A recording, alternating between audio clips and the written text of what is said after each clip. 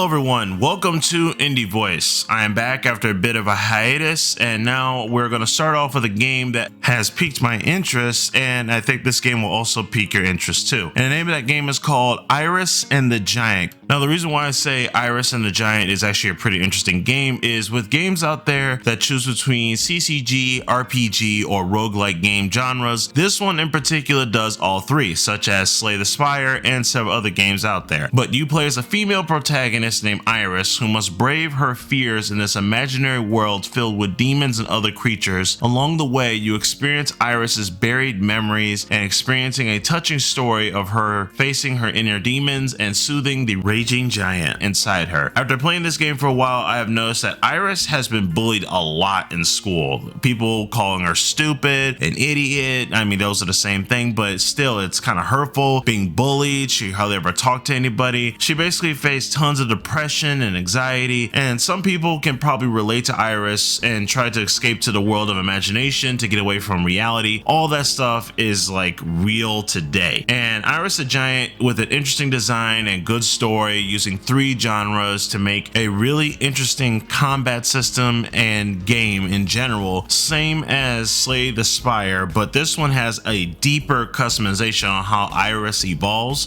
throughout the game each time you die or each time everything happens.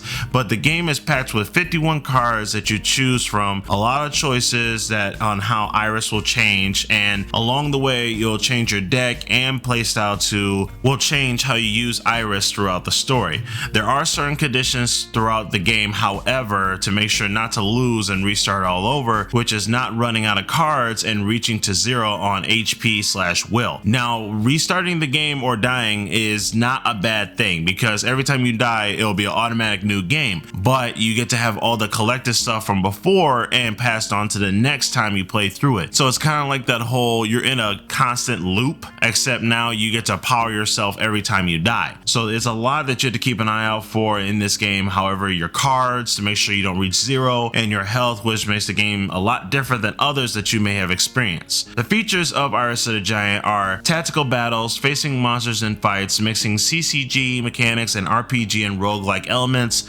deck building, build a deck as you progress, choose the best options for a long-term strategy out of a wide variety of cards.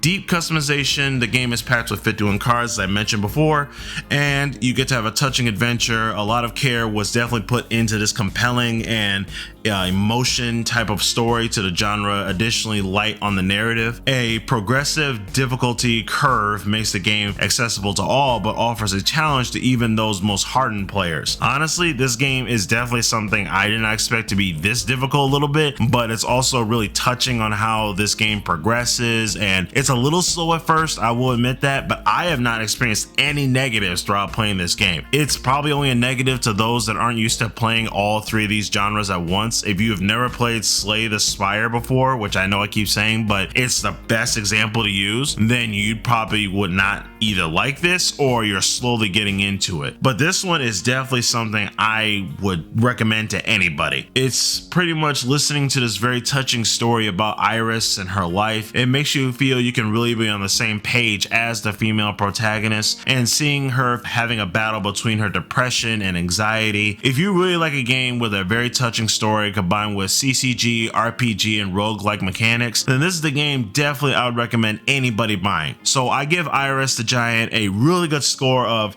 must have. If you like this video, please take the time to subscribe and like and hit that bell up there. Thank you guys for listening, and I'll see you in the next game.